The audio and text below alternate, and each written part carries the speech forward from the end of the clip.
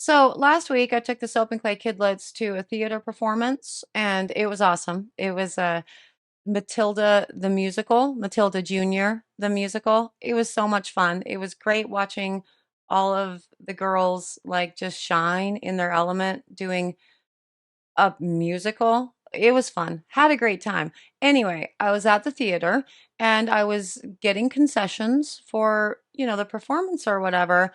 And I'm there ordering the popcorn and the things, and then I order, bottles of water for everybody. And I was given this bottle of water, and this was the only option that was available. So I didn't like actively select this. And it is called Essentia, right?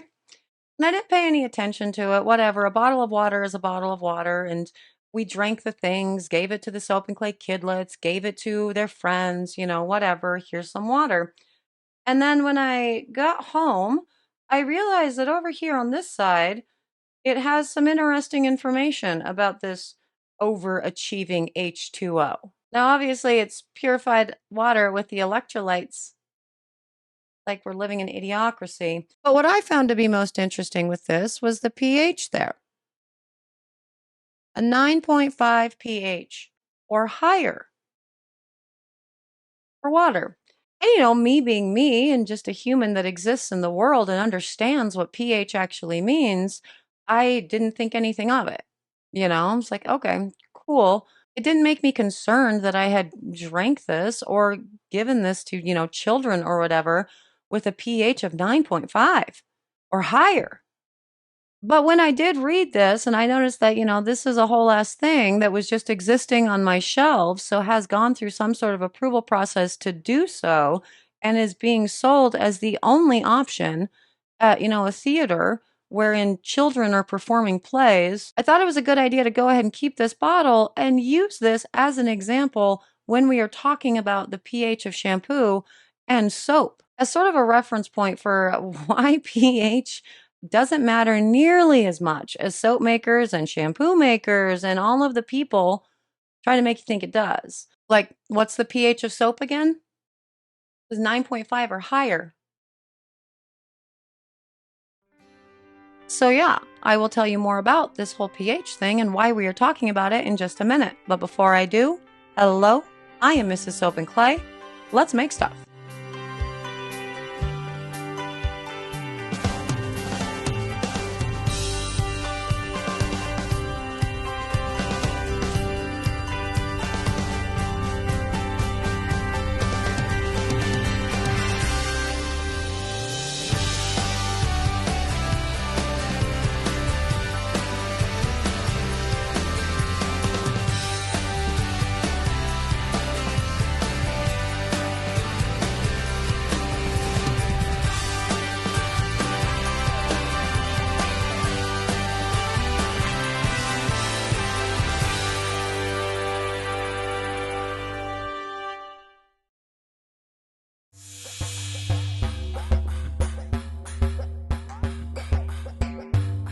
How's it going, Sudsers? Welcome back to the channel. You are at Soap and Clay, where we make all the soapy things, and you are here for week 23 of year 3 and part 4 in a shampoo series, wherein we are talking about the history of cleansing one's hair and, where I kind of stand with all of it. Where I kind of stand with all of this is that you should not be fighting over what method is right, because you are already wrong if you've picked a side.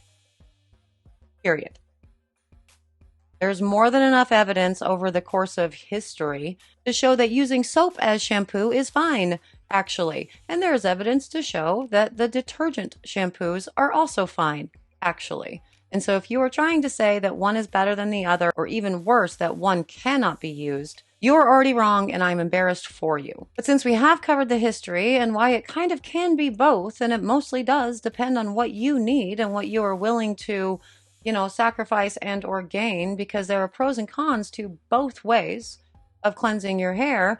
I did want to talk about the pH in a separate video all on its own, because that is something that people do like to throw around a whole lot when it comes to hair and scalp, but also with skin and soap. Like, there are soap makers out there, like, still to this day that are still like actively on the quest to make a freaking neutral soap. which is absolutely ridiculous because, I mean, the whole point of soap, of a surfactant, is to cleanse, right? And the alkalinity actually helps it do that. And then they get into all these big, live, heated debates about, like, well, I mean, a pH between 8 and 9. What if it's 9? Is that too high? What if it's 9.5? Is that too high? Meanwhile, I'm over here drinking pH of 9.5 water or higher. First up, y'all be freaking out over some really silly stuff because a pH of 8 or 9 or 10, it's not that big of a deal, like comparatively. And the pH of our skin and our scalp being acidic, and so therefore something should match that, by like logical definition, doesn't make sense because that's not actually breaking down anything to clean, right? You're not going to, it's all a thing. Anyway, I thought we should talk about that today, and really scientifically why there's not a real reason to be concerned about the pH of soap when it comes to your skin and or hair in these debates, and really what you should actually be focused on in regards to pH. So that's what we're going to do today. We're going to talk about pH. We're going to talk about the acid mantle, in the video. So I think I'm doing stamping or something. I'm not really sure, but we are going to go talk about all things pH while I finish off the last of my Essentia overachieving H2O. So let's get to the stamping and we can do all of that there.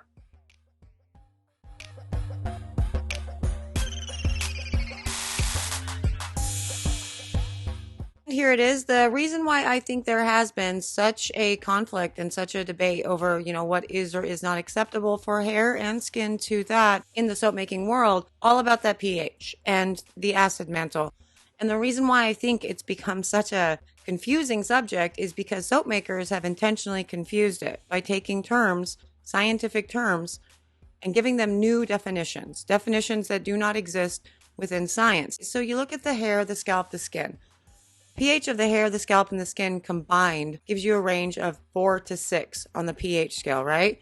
Which is considered slightly acidic in the scientific world. Now, the overall pH of soap, while it can vary, is between 8 and 10, which is considered in the scientific world slightly alkaline. The confusion and the huge disconnect does really come from soap makers within this industry reassigning these things. So, a pH of hair and skin, 4 and 6, from slightly acidic to highly acidic. Same thing with the soap, a pH of 8 and 10, slightly alkaline to highly alkaline. That's going to freak people out, right? And the reason I think that this is being done is because the soap makers are misinterpreting the data that's on a pH scale as being exponential instead of logarithmic, which is what it is. It is a logarithmic scale, which means that every whole number increases the acidity or the alkalinity of the actual thing tenfold, which is the exact opposite of exponential. And that can be confusing because when you go to read an article online and it says that, a harsh alkaline or a harsh acid product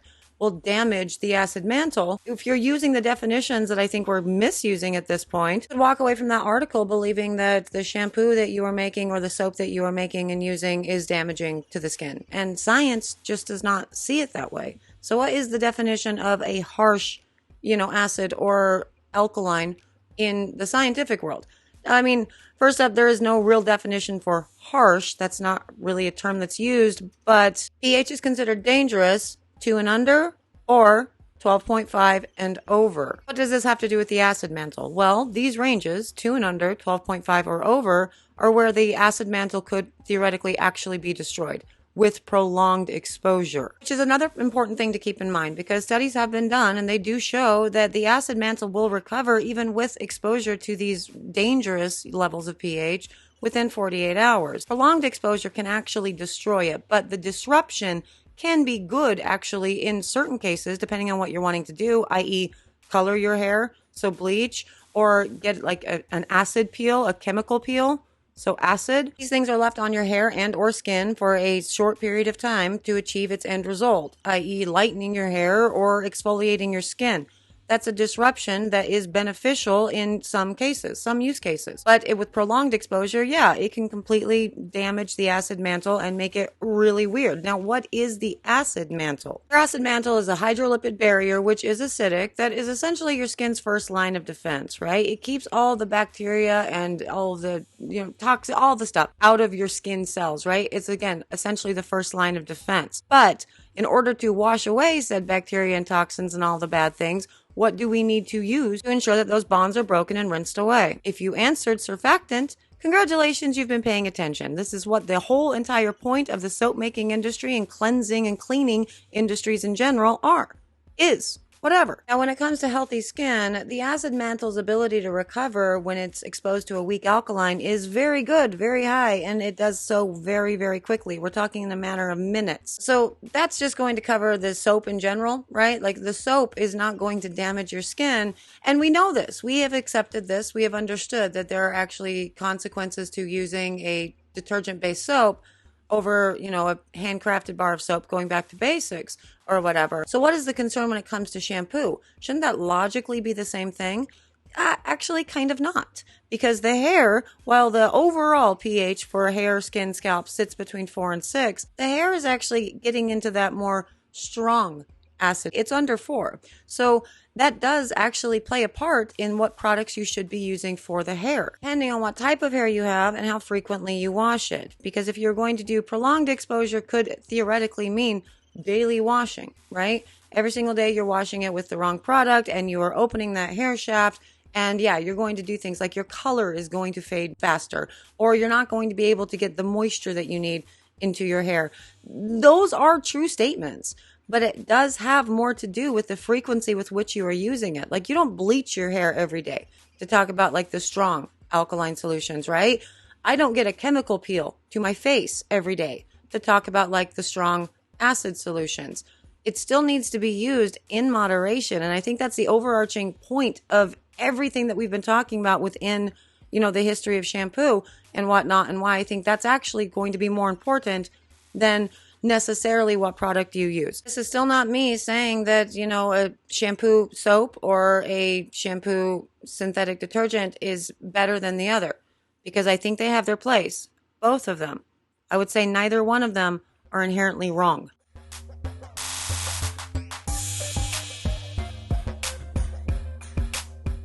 So wrapping this all up, what does this mean? Are soap-based shampoos dangerous? Not according to science. No. Are synthetic detergent shampoos dangerous? Not according to science. No. And if you think about it logically, if either one of these things were actually dangerous, it would be regulated to high heaven and we would not be allowed to make them. As far as overall health of the hair and performance of the product, is one better than the other? I still maintain no. I do believe that the hair loss and the extra problems that we experience with dandruff and scalp issues and whatnot, while they are more linked to the synthetic detergent shampoos, I also still think that it has more to do with the frequency in which you're washing than anything else. I know, I'm going to say that again, but I believe that that's true. And for alkaline shampoos, yeah, using them is, a couple times a week, however much you wash your hair, I don't think is going to have any long-term effects on a lot of hair types. But with others, maybe it is. I think especially when you are pairing an alkaline shampoo with a conditioner, which is usually acidic, you're going to be just fine because it's on there for a little bit of time. It rinses off. It does its job of cleansing the hair. And that's kind of it. And the same could also be said for the detergent-based shampoos, assuming that you are okay with the consequences of, that environmental, extra, allergic reactions, etc., and so forth. So either way, you can use either thing. And that's realistically where I think everybody should just sort of stop and not argue about it, because it seems like a really silly thing to argue about when the whole scientific world does not give a shit about it. This is not being taught in medical school, like this pH of hair and soap and shampoo and all the things, because in the scientific world, they're looking at it like, this is a weak acid, this is a weak base, be gone with you. That is not to say that that can't change as we continue to study, these effects, as we continue to make scientific advancements.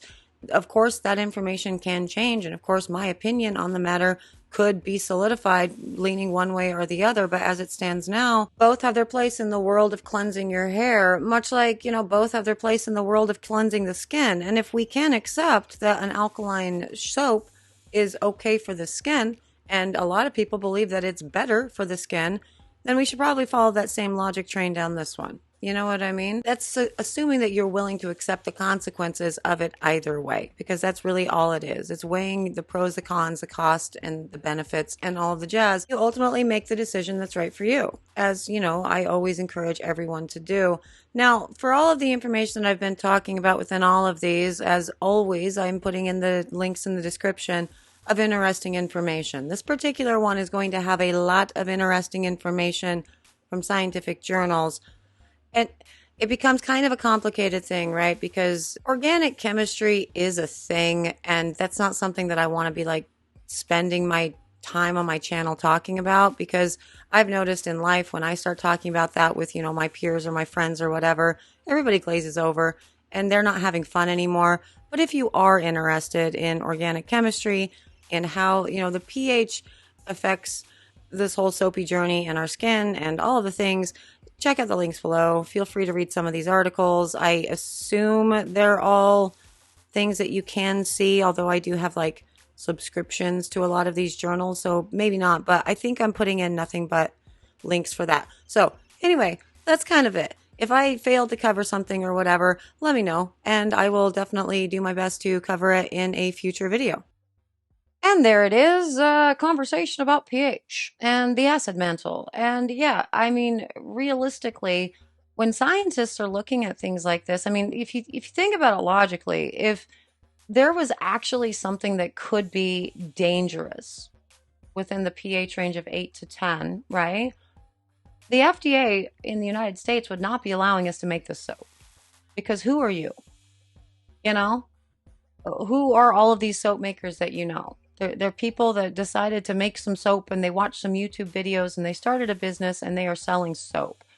And if it were actually a dangerous thing, I wouldn't be allowed to drink water that had a pH of 9.5 or higher, or this would be more heavily controlled and it would be required to, be done in a lab with all sorts of testing for safety measures. And I understand that it can be a scary thing, and obviously you never want to hurt anybody. So I do think that you should pay attention to those things, because you don't want a bar that has an excess, of lye in it. Obviously not. That is not a fun thing. But worrying about how to get your soap down to neutral, to like 7 or whatever, or what the impacts of a soap with a pH of, between 8 and 9 is going to do to the hair, I wouldn't be worrying about that too terribly much, because that's not the point. The point is going to have more to do with how fast your acid mantle and your skin can recover. Just do keep that in mind when you are having these conversations, and let this be, food for thought. Or, not. I don't know anything about anything. Anyway, that's my opinion overall when it comes to pH and shampoo and what you should use to cleanse your hair. And I guess this is all to say, 4 episodes in, all to say, how about you guys stop fighting over really stupid shit? The people that decide to die on these ridiculous hills, cold process shampoo or Ascendet shampoo, cure time, essential oils versus fragrance oils. I mean, if you have that strong of an opinion that you are willing to fight with other humans because you are convinced that you are right, tells me that you don't actually have the information in front of you. Like, you have not actually done the research. You found some information that benefits your position, and you haven't looked any farther. And for me, that's intellectually lazy. And at the end of all of this, I'm still the person that's sitting there saying, yep, synthetic detergent shampoo, cold process shampoo, either one could work. I don't get paid anymore to pick a side. You know what I mean? To choose one or the other. And I can't logically say that one is better than the other, but one is certainly not worse than the other. I hope you guys had a good time with this series. I certainly did. Ish. I do not like talking about hot button issues because I do not have time to deal with the misinformation that exists in my comment section when any hot button issue is even quasi, talked about. I don't like it. It's not fun for me. And you angry typing some stuff on a Facebook thread or in my comment section or anywhere else doesn't make you right. But I'm out of here. Next week is a fun themed week. I am looking forward to that for sure and to unveiling my new products for June. It's going to be a good time. And then the week after that, we are going to be doing another Project Soapway challenge. So if you are interested in any of those things, hey, like, subscribe, do the things. That's awesome. If not, and you want to continue arguing over really stupid things in the soap making world, please don't be here. Don't subscribe. Go away. Thanks. Special thank you to my sudsers. You guys are amazing and awesome and rational, logical, thoughtful people, and I appreciate you. I will see you guys all again probably in a few days before I do the next, round of videos, but there will be another round of soapy fun. Bye.